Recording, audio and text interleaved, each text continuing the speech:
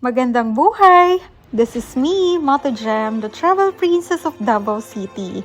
For today's video, samahan niyo ko dahil mamimili ako ng bulaklak para sa aking bahay. Dito nga sa Buda yung napili kong location kung saan ako mamimili ng mga bougainvillea.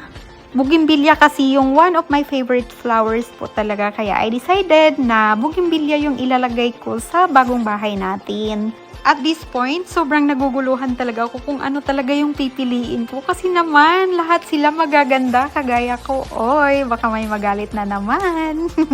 Excited na nga ako dito na malagay na yung mga bulaklak sa bahay, guys. And sobrang saya pala sa pakiramdam na ikaw mismo yung magpapaganda ng sarili mong bahay. Aliw na aliw talaga ako dyan, guys. Lalo nung nakita ko na nasakay na yung mga bulaklak sa pick-up na finally akin na sila. Kaso guys, buslot na naman yung bulsa ko. So yun lang guys. Thank you for watching. Ingat kayo lagi. Bye!